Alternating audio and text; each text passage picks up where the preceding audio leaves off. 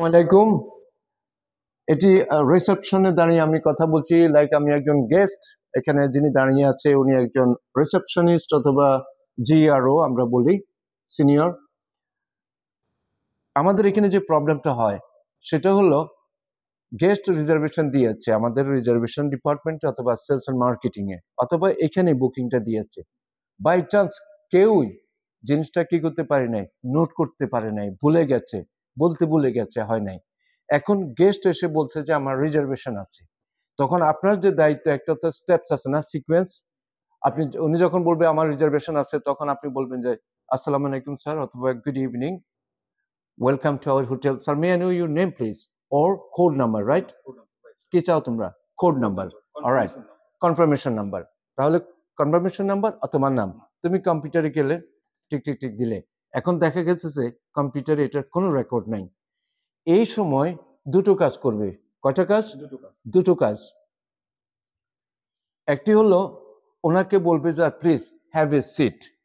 হ্যাঁ, ওনার তো নাম পেয়ে গেছো, বা may I have your card please, কার্ডটা পেয়ে গেছো, ওনাকে বলে sir please have a seat.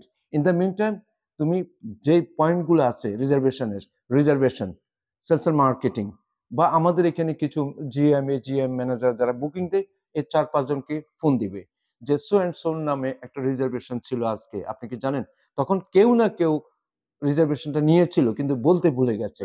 তো তাহলে তুমি খুবই ইজিলি, তো উনি ওনার নামটা দিয়ে রিজার্ভেশন দিয়ে দিলা, ক্যাটাগরি সবকিছু হয়ে গেল, কিন্তু গেস্টটা জানলো না যে আমাদের এখানে ভুলবশত এখানে এন্ট্রি করা হয় নাই। তাহলে তুমি করবে এটা হলো তোমার পজিটিভ এন্ড টেকনিক্যাল জব।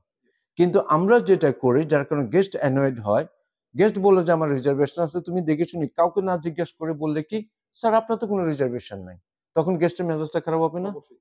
কত এটা যদি আমি এখন পয়েন্ট দিয়ে লিখতে যাই, অন্তত নাহলে 20টা পয়েন্ট হবে, 20টা পয়েন্ট হবে গেস্টের মন খারাপ কিভাবে হয়েছে, কেন হয়েছে, কোথায় গিয়েছে। সো আমরা এইভাবে কোনো কথা বলবো না, স্ট্রেট আওয়ে কোনো স্যার আপনার তো রিজার্ভেশন নাই, sorry sir, no sir please have a seat, আমি দেখছি। সো আমরা এখন তাহলে জিনিসটা জানলাম, যদি উনি রিজার্ভেশন দিয়ে থাকে বাই মিস্টেক, যদি আমাদের কলিগস যদি রিজার্ভেশনটা নোট না করে বা দিতে ভুলে যায়, তাহলে এরকম কোনো গেস্ট যদি আসে আমরা ওনাকে এইভাবে হ্যান্ডলিং করবো গেস্টকে। এটা যেন আমাদের মনে থাকে।